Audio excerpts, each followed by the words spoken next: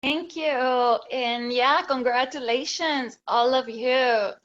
It's good to see that people are seeing results. So just stick to it. And next one will be you.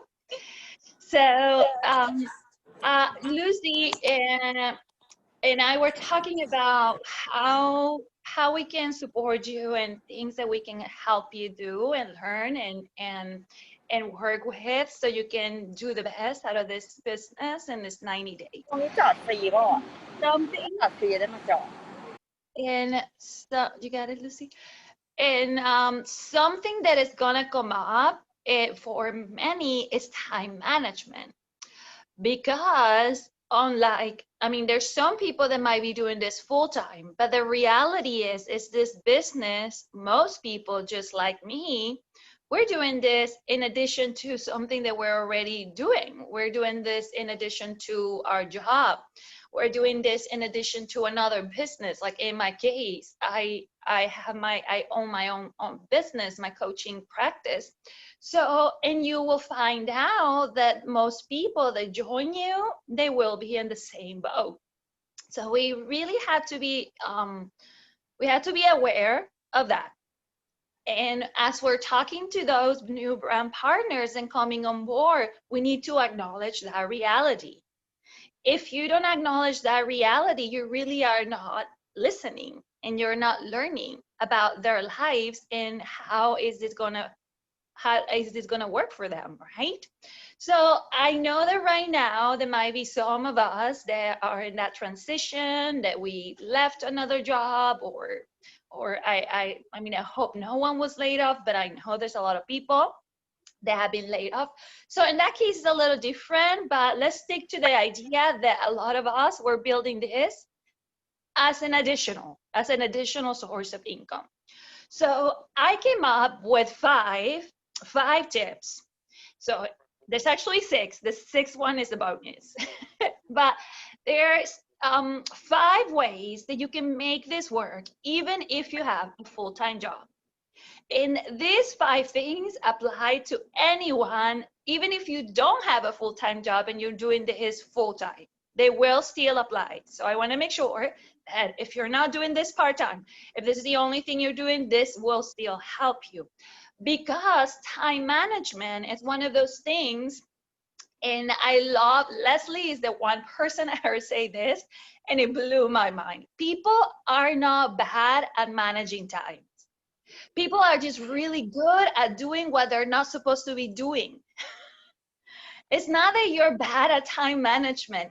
It's that you're really good at starting at getting busy and doing other things that they don't contribute to your job. So I want you to let that sink in because it is your decision. What you do is always up to you. You make the decision of what you do with your time.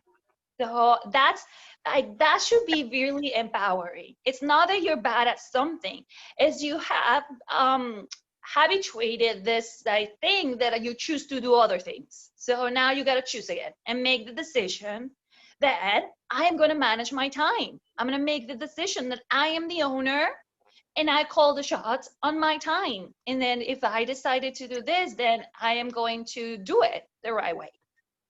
So the very first tip kind of has to do with this, and it's getting clear. You have to get clear about the time investment. Do not lie to yourself. And you have heard Lucy said here and other people say here, you're not going to be able to build this on 2, 3, even 4 hours a week. So you had to get really clear. If you decided to get on a diamond, I call it a diamond, skipping to diamond instead of a run, has a lighter thing for me. So, but if you get into a 90-day getting into action thing, you have to get clear that that means that you have to invest the appropriate amount of time that will give you the results. So the appropriate time investment is for most people between 12 and 15 hours minimum. 12 to 15 hours a week. 12 to 15 hours. Now, let's stop for a moment and think about an actual part-time job. Typically, a traditional part-time job is 20 hours. And to that, you're going to add the traveling time. So I end up having to be more than 20 hours. So 12 to 15 hours is very reasonable. It's achievable and is going to give you results. So on a regular basis, on a consistent basis, your weekly investment, you have to be clear that it's 12 to 15 hours at a minimum. If you don't put that amount of time, you're simply not going to get a solid business that delivers results. You're not going to see the results you want, period. So we can't lie to you. So you have to get clear and acknowledge that's a time investment, and know that if you don't, it is your choice, but you're not going to get the results that you're seeing other people get. And it's not going to help you create the residual income that you said you want. Okay, so number one, get clear in the numbers 12 to 15 consistently at a minimum, right? Tip number two, this is for those of you that just heard me say 15 hours and freaked out. Like, where am I gonna get 15 hours, Maria? Do you know all that I have to do and all my responsibilities? I hear you. Listen, I don't know if you know this, but I coach people that burn out and I help them recover out of burnout. So I hear you. This is what I hear day in and day out. It is possible for you to dedicate this, and I'm going to help you with exercise. So tip number two is to do a time inventory. Half of the time, we just don't even know how we're spending our time. We're not aware. So this is the exercise. You're going to do this in 1 week, right? So you're going to tally your daily activities. And for most of us, they're the same or very similar, right? So when I mean your daily activities is how long, like what time you spend maybe doing things like working out, cooking, driving to and from work, watching TV, going, spending time in social media. It could be how much time you spend doing your meal prepping. It could be how long of a time these daily activities, things that you do all the time, just create a list. So you're going to end up with this list with all the activities. And next to the list is, you know what, it takes me an hour to cook dinner every night, for example. I'm just going to say that for. And if I add the dishes, then it's an hour and a half. And every day I work out for 30 minutes. And then it takes me 30 minutes to get and then it takes me another and then I spend 8 hours at work. You want to tally how long you spend at work also. So I spend this much time at work and this much time driving back from work. So you get an idea. It's just tallying what you do and the amount of time you spend. Now you're going to take that list at the end of the week and you're going to reorganize it in order of meaning or priorities. What is meaningful to you and what is a priority? Like going to work is a priority, right? You got to go to work. So the commute and the time that you spend there, or even if you work from home, those are your work hours, right? But you're going to find out as you start prioritizing that there's things that end up at the bottom of that list. So you have to get serious with yourself and acknowledge what matters to you. And those things at the bottom of the list is what you're going to use to swap and put in your business time. For example, maybe you realize that every day you spend about an hour and a half watching TV. All of a sudden, every day, 7 days, that's more than 7 hours. All of a sudden, you've got 7 hours. Does that mean maybe you still watch for 30 minutes? But now you get 7 hours for your business and you're not like trying to squeeze it in. This is time that you're already using for something that did not add meaning to your life. So you're not adding, I want you to think about it. It's very important, your mindset. You're not adding things to your schedule. You're adding meaning to your schedule. You're not adding things to your schedule because you already established that was at the bottom of your priority or your meaning list. You make that decision. So whatever time you spend, like my example was watching TV because I think that's an easy example. It could be video gaming. It could be, spending time in the computer and social media. It could be a number of things. Sometimes it's even things like cooking when you live with other people that could be supporting you. And then all of a sudden you realize you cook Monday, Wednesdays, and Fridays, and your loved ones, or the people you live with, they cook Tuesdays and Thursdays and Saturdays. See what I mean? So just get that clear and find that, like, find that time and then swap it. And so you're at now those hours. Now those hours are for your business. That was tip number 2. Create a time inventory, organize it in number of and the order of meaning or priority, and then swap the less meaningful activities with your new thing. I'm assuming that this business is meaningful to you because you're here. So you will want to do that, right? So tip number 3 is to chunk it down and to use technology. So let's assume that in the example, you got 7 hours already that you created, and then the other 7 hours came from you just, assigning to this.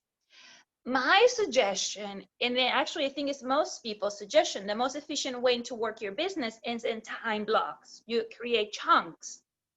And in my opinion, just working 30 minutes here and 30 minutes there is not efficient. Energetically, it's not efficient. So if you're able to create time chunks of about an hour, or maybe ideally for me, this is what works for me, you had to figure it out, but I say at least an hour. For me, 90 minutes is a nice sweet spot. Like if I spend an hour and a half at a time as a block, it feels really good. Like I get on the groove, I get on the momentum, I, create energy, and I keep going, and I can go for an hour and a half. If it's less than that, it's almost like I just got started. So create time chunks. Another thing about time chunking is I suggest that you use your technology. Once you figure it out, these are the times you're going to create, like literally put it on your schedule. So one example, like if I'm deciding I'm going to do 2 hours on Mondays, on Wednesdays, and Friday, 2 hours. And then on the weekends, I do 2 hours on Saturday and 1 hour on Sunday. You're not even working every day, but you're chunking it, right? So that already was what, 11 hours? So you need to put an hour somewhere else. But you just think about creating chunks. When you put it on your cell phone, what happens? You're going to get a reminder, and the reminder should say work time, business time, Purium time, whatever it is you want to call it. And the other thing is you're not going to schedule things on top of it. Because what ends up happening is that we say, well, I'm going to work in my business from 8 to 9 every day, or from, I don't know, 7 to 9:30 every day. And then you start scheduling other things, and you get on the phone with a friend, or you do something else. It's like, if it's in your schedule, you're not, and if it's during the day, it's even easier, right? You commit to other activities. This is like if you were going to a physical place. No, this is when I work, so I can't join you for lunch. Does that make sense? So you use your chunk it, you put it on your cell phone. And the last one has to do with what I told you about making it Monday, Wednesday, and Friday, is that if you use your technology, then it's consistent. And then you create a rhythm. So there will be resistance at the beginning, but once you get it going, you have a good rhythm. And the rhythm is important for not only to create momentum, but it's for follow up. Because if you have 3 or 4 hours on Monday and you don't work again until Saturday, you're going to not be good at following up. Like Lucy was saying, right? If you let too much time go by, then you are more likely to lose the opportunity to follow up in a timely manner. So my suggestion is those time chunks don't have more than a day or two in between. You don't want them too far apart. I was coaching a brand partner of mine, and she said, well, these are my days off. I'm just going to use them for period. And I said, like, I don't suggest that, because that's only 2 days a week. And then you're going to try to use like 5 days for 5 hours on those days for period. Two things are going to happen. You're going to burn out because you don't have a day off. Those are your days off. If you work like full time those 2 days, you're going to hate Purium after a while. And then the second thing, there's too much time in between. So now you had to wait till because she had regular days off, kind of, and they were a week apart. So like I rather you do 2 hours here, 2 hours here, 2 hours here, and in one of your days off, then you do 3 or 4 hours. But you still need to have a day off. Okay. So chunk it down. Use your technology to create a momentum and to have blocks of time to help you. That was number 3. Number 4 is to communicate. Let me tell you, if you commit to doing 12 to 15 hours, and then you do your inventory and you're figured out that you have the time, and then you schedule it and chunk it and put it in your cell phone, and you do not communicate, everything, all the steps I told you are useless. Because you have to tell your loved ones, if you live with your partner, or with your family, or with your roommate, that this is the time you're working on your business, leave me alone. You have to communicate that this is important to you, and then you're going to be on phone calls, or that you're going to be doing whatever it is that you're doing. You have to communicate. It's so important. And also, as you communicate, if you're communicating with your loved ones or your partners or people, your family members, actually get them to buy into this and say, like, I'm so excited. Just, talk on those terms. And I'm building this. And every time you have a win, share it. Oh my God, I made it to director. I'm so excited. This and that. Thank you so much. Maybe you go and get ice cream, whatever it is. You had to involve them. But you had to communicate that this is important, that this is time that you need for yourself. And why is it so important? Because at times they're going to have to pick up some slack for you, right? At times you're going to have to ask them to do things that you were normally doing. You know what? I'm going to need you to take care of the laundry on the weekends, because this is my time for my business.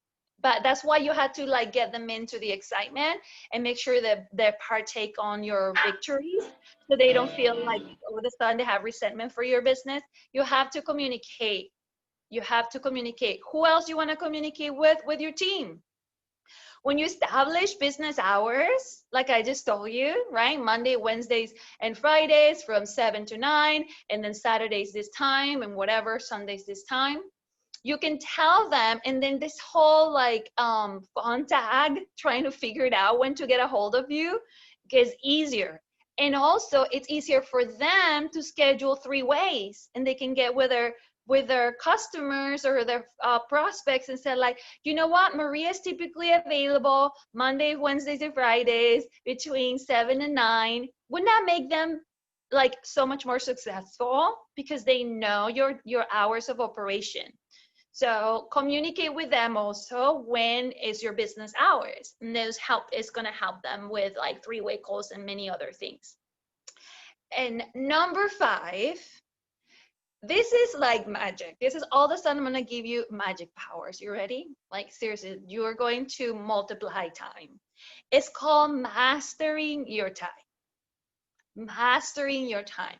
So we've gone through all of this, and you're already working your business, and you're working the hours that you say you were working, and you're chunking it so it's efficient, and all of this you communicated. All of a sudden you're figured out that what you do is the same for your business. You're always posting in social media, you're prospecting and messaging people, you are commenting in people's posts, you're adding people to your list, you're getting on 3 ways. It is repetitive. It is the same thing. It is typically the same things. I want you to pay attention. Out of the things that you're doing, what gives you the best results? Because there might be things that you're better off dropping, not because they're bad, they're just not your strategy. So if you for example, I do good on Facebook, not so good on Instagram. Guess how much time I spend on Instagram? Not very much. Can I get better on Instagram? I could, but in the meantime, it's not my time to do that now. I want to grow. I don't want to learn how to do Instagram. That's not my goal. My goal is not to learn how to do Instagram. So just figure it out what works for you. This has to do with my demographic. You know, I'm 43, so people that I am around are not necessarily Instagram crowd. Maybe eventually I'll get there, but you know what? When I text my friends, that really works. There was a time before the pandemic where I would meet with friends. Like I would say, hey, let's get together. And we'll have tea. And believe it or not, even though it's time consuming, that thing worked for me. It really worked because I was able to convey what I was doing. And even if they didn't buy into it, I always got referrals. That connection worked for me. So what works for you, do. And focus on 2 or 3 things that work for you. Don't water yourself down doing 5 things because I tell you what my coach says. Strategies are useless unless you have the right mindset. And so my interpretation of this would be, if you're doing a strategy that doesn't work, guess what? You don't even like it. You don't even know why you're doing it. Like your energy is not there. So in a way, it's never going to work. So drop it and do the ones that you know are giving you results. Not that you just like, they're giving you results. They are giving you leads. They're giving you return calls. They are, giving you customers and enrollments. Does that make sense? And you know what's the coolest part about this? That as you narrow the strategies that you use to do, you get so good at them and you become a master. So whatever took you 30 minutes, which maybe was coming up with a post, oh my God, what I'm gonna write. And it will take you like 30 minutes. All of a sudden you do it in 5 because you're so good at it after you do it so much because you're focusing. Now, guess what? Now you have 25 minutes for something else. See, you're mastering time because you become a master of a particular thing, and then it takes you less time and energy because also the energy aspect, right? You're thinking, now it's like second nature, and now you have more time to maybe add another Yeah. strategy or just follow up or just get on a 3-way or check on your team, whatever's working.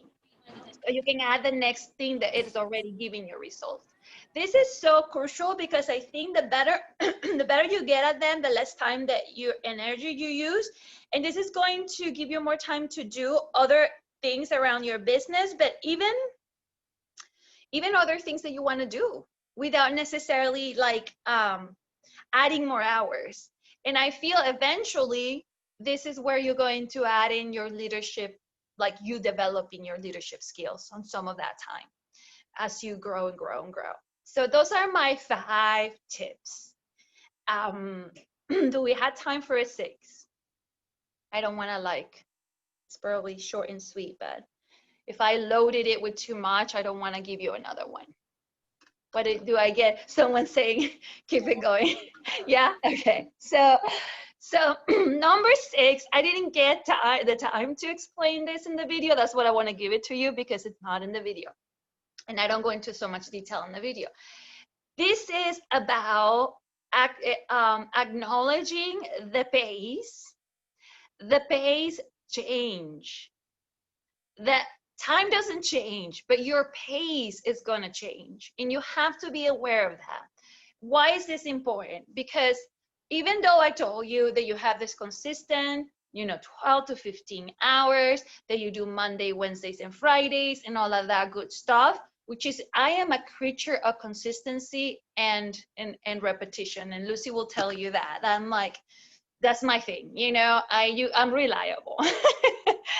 But I know coming month end, if that falls on a day that I don't have a chunk of time scheduled on the last 2 days of the month, guess what? That goes out of the window. So you have to become aware that there will be times where you're going to have to make time because of the nature of the business. And these are the last day of the month or the last 2 days of the month. Once you start growing, you're going to, I learned that I don't book stuff at the end of the month. I don't go out to dinner on the last day of the month. I don't go to the beach on the last day of the month. I just don't, because I know the nature is I'm going to need as much time as I need, right? As I can use. So be aware of the changes in these times. And then since you know that that's a trend, don't suffer. It is, right? And just plan for it. Another trend that we cannot, this one we can't predict. But you know when they do those weekend promotions? And you're like, ah, and everybody's like, oh my god, they're gonna give away 1,000 points, and I'm like, I'm not even eating. um, but it's like you're like, just amino shake, amino shake, amino shake. So then you know that, but you know it's just that weekend, right? And so you make a commitment, a short term, to like bring that, like the temperature up, and to give more time. And maybe that day I wanted to dust my house, it's not going to happen. And it's okay, but I give myself permission and I don't suffer because of it, because I know it's just a weekend. And then I'm going to be helping everybody that wants to hit that promotion on myself. So be aware of the changes, and if there's patterns like month end, accommodate for those. And if new things happen, give yourself permission to maybe drop things that are not your priority. Always your priority. You're not going to drop your family. You're not going to neglect the people that you love. It's not about that. It's like, what things are not my priority, they can be in, that can hold now until Monday. And then this is the most important thing about this, because just like I was saying, like I'm reliable and I'm consistent, I'm also intense. So Michael told me that the other day, you're an intense woman.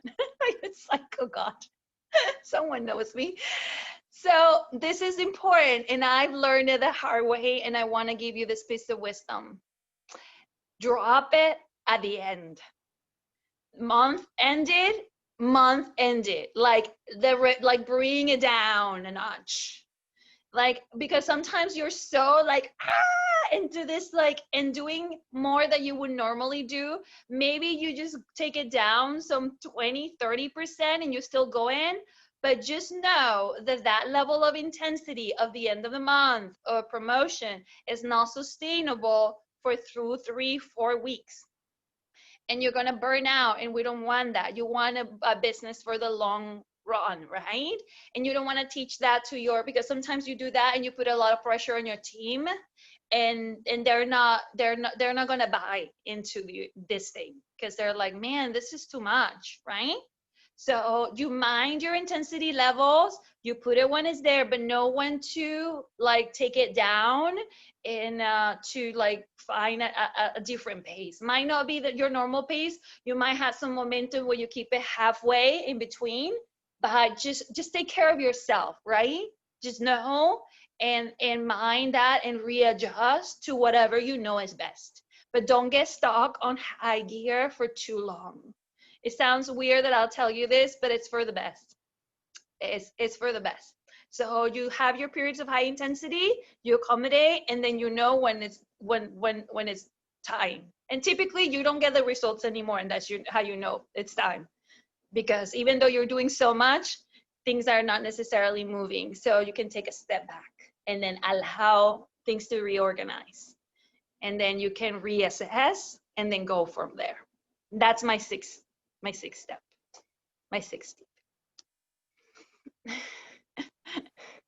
Wow. Thank you. Thank you, Maria. And you know, I know exactly what you're talking about month end. I do my schedule and I don't go out.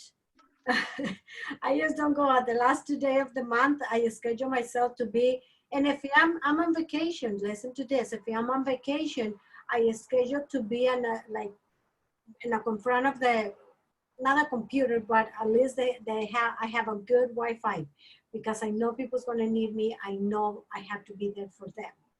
And yeah, my schedule is very valuable, and I call it my boss. This is my boss, my schedule. And I'm old fashioned too. I do it in this. I don't do it on my phone like the millennials. But thank you so much. That was awesome. I do a combination. I have a paper for the daily, and then I have my electronic for the big picture, for my consistent time, I think, my time clock. Any questions? or comments. I have a question, Mariam. So Mhm. the groups are growing. Everybody's going to have a big group. It's growing and growing a little bit, little by little. They have a lot of customers. Mhm. How would you suggest that we manage the time so that way we can have like a conversation with our customers? We have a lot of customers Mhm. and it's growing, right? And brand partners, how do you manage? How do you know who do you call every day or contact them, communicate with them? Well, when it comes to brand partners, follow the energy. And that's the way that you're going to manage your time. Even though I would love to talk to everyone, I don't. So whoever I know it's doing the most, you can tell it's actually who needs you the most, right? Because they're having more conversations, they have more questions. So I follow the energy. Who is in action, I align with them, and I make more time available for them because it makes sense. They will require most help. Then the other ones, I kind of cycle them. So if there's someone that I've not heard in a while, then I will cycle them. And by cycle them, maybe I'll connect to one in a week. It's sort of like more of an pace. Hey, how are things going? Or just maybe a quick text. When it comes to customers, I used to spend a lot of time in customer care. I still love and care about them, but that's what we have our tools. And we have a wonderful group, like a support group for everyone in a transformation. I had to put my customers there, and there's even calls from Dave Sandoval on that is answering questions.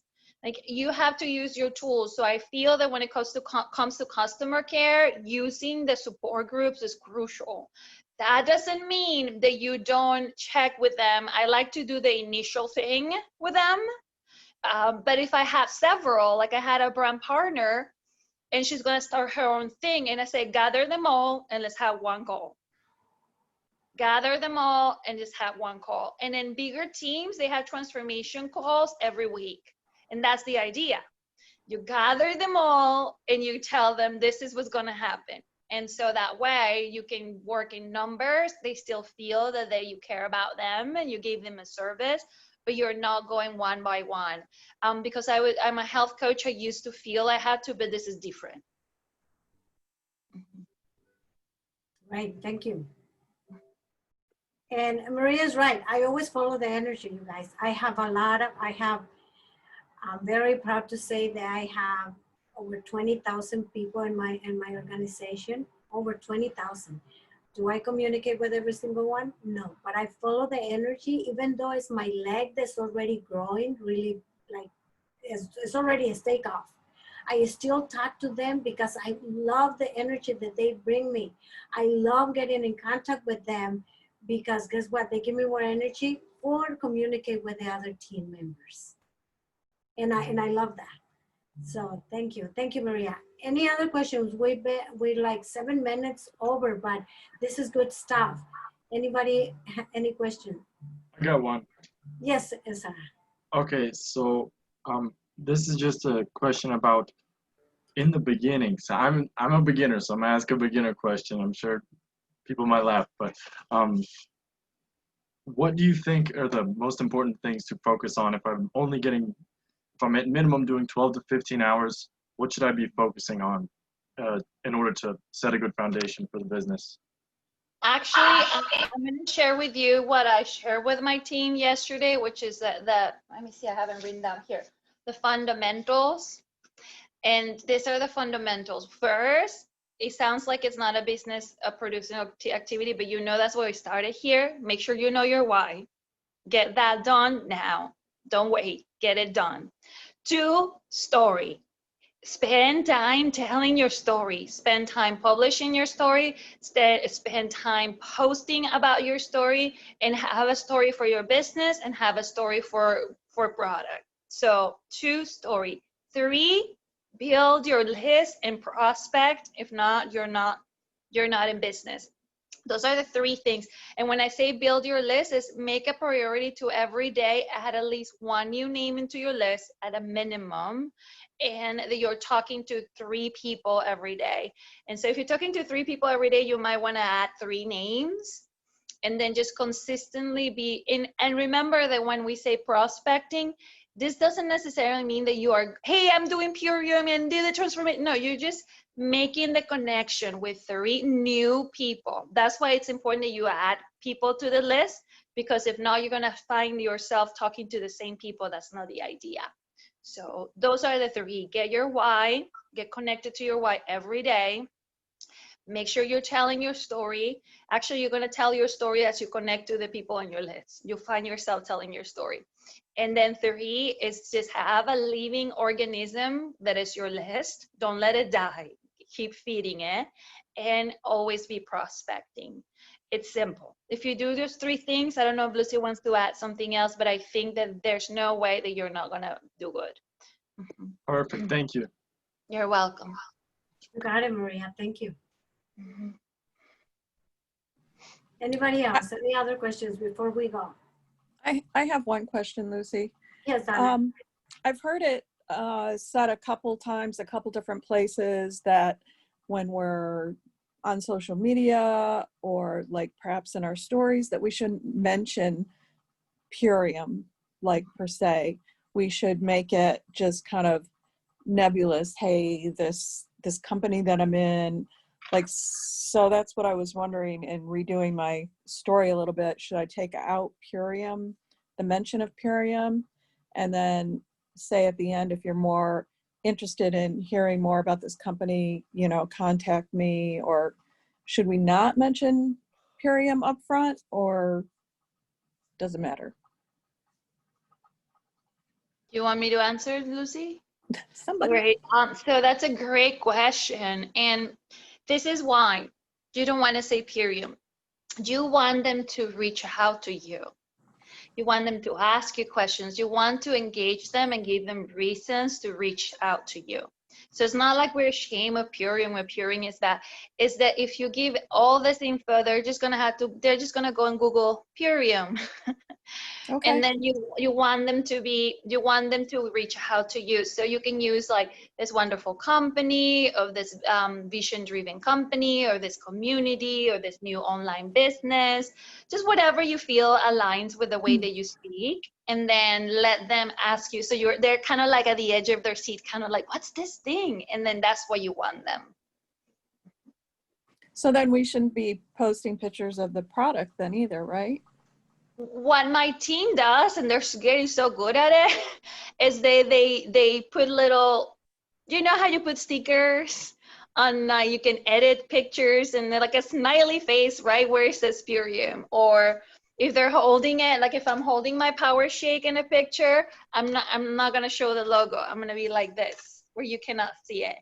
Or if I'm holding a bottle, then I hold it with my hands so they cannot see the logo. Or you take the capsules and just take a picture of the capsules in your hand. So you just get creative, and you show it without, or you just use a mason jar. That's very, kind of like stylish, not even a shaker bottle. So just So doing that. should I take down posts that I have posted with that say Purium, or just If you forget got it and reactions, don't. If move you have on? comments and likes, don't. Okay. Yeah, leave them. And then you think about you're redirecting your strategy, because those that saw them, they already saw them. Yeah.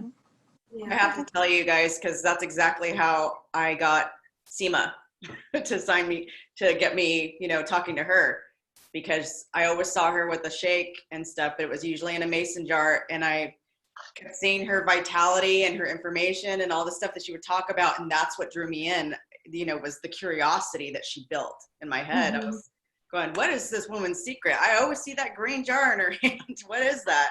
And I finally reached out to her and said, you look great and your energy is great. What are you doing? So leaving a little bit of mystery is good. That's awesome. Yeah, I don't mention Purium, because automatically, guess what? They Google it. And then the next step, they go to Amazon. That's the 2 steps. As soon as you mention Purium, most likely you're going to lose your audience. You're going to lose your customer. If it was a potential customer, you're going to lose them. And then to get them back, and then it's hard. It's just hard. So putting the picture of the products, the whole products is good when you're in a level that you just say, hey, everybody knows that I do, like everybody knows that I do Purium myself. So I can afford to put a picture of the Purium products. Everybody already knows. And not even that, because I need more customers. I need more brand partners. I need new blood. So no, my suggestions don't do that. Don't put it. Don't say Purium, say my company. My company. Own that and say it. It's my company. Because once you say your company, Michael said it a lot. Okay, Michael's like, sometimes when you hear him talking to Michael with a stranger, they come back and they said, you guys the owners of your company? Are you the manufacturers? Yes, we are the manufacturers. You know, they think that Michael's the owner. So say my company. And when they come back and they say, well, you know what, I'm independent. You can go with the conversation. I'm an independent distributor. I own part of the company. I can't even say that. I'll say that. You know? That's because Michael talks like he owns it. He does. He does. He talks like he owns the product, like he's the manufacturer. The way that he even explains about the Power Shake. He knows it. Yeah, he knows every single thing. So he's passionate. He's very passionate. And you know what? We should all learn about that, about being passionate like Michael, because it's easy for people to react to that. Freddie. Yes, go ahead, Freddie. I'm Lucy. Listen, I have been working here in my backyard, getting things ready because the rain will start here very early between tonight and tomorrow. But I have been listening very carefully to this presentation. I don't know. I haven't met with Maria personally. Only talked with her either chatting or. But I don't know how she knows me so well that she described me in all the 6 points that she talks about today. So since I was not able to take notes, will you have this recording available for later? Because I don't want to take notes on this. You're muted, Maria. Yeah, I was saying I was reading your mind. Did you know I have some psychic abilities? Yeah, definitely No, you do. Lucy is recording it and it will be uploaded in our group.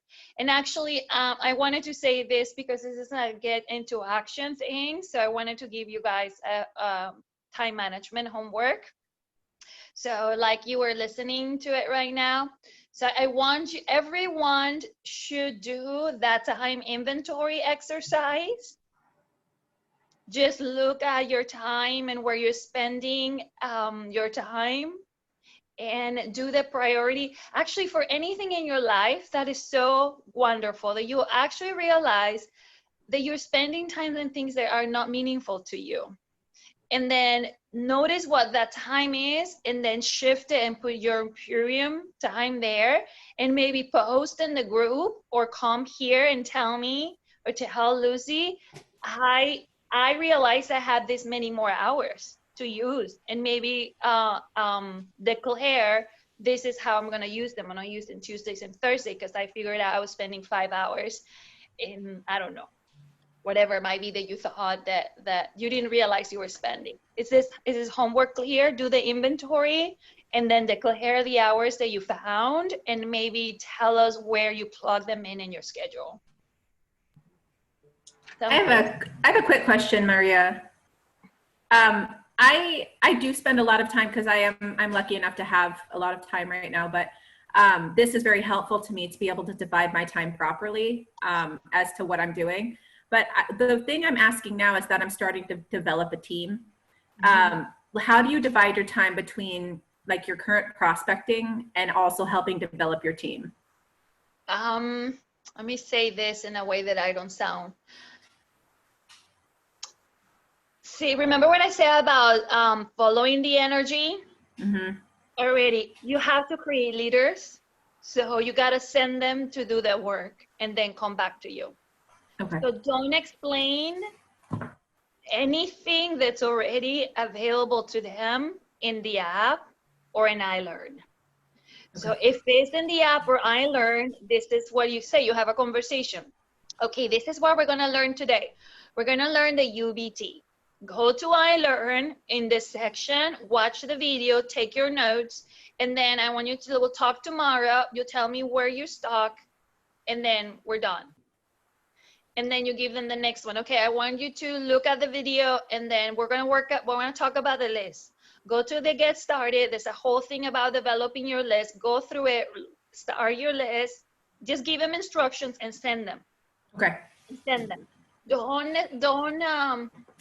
Because that's why they give us those things, so we can better use our time. And you know what's beautiful? It will duplicate. Okay.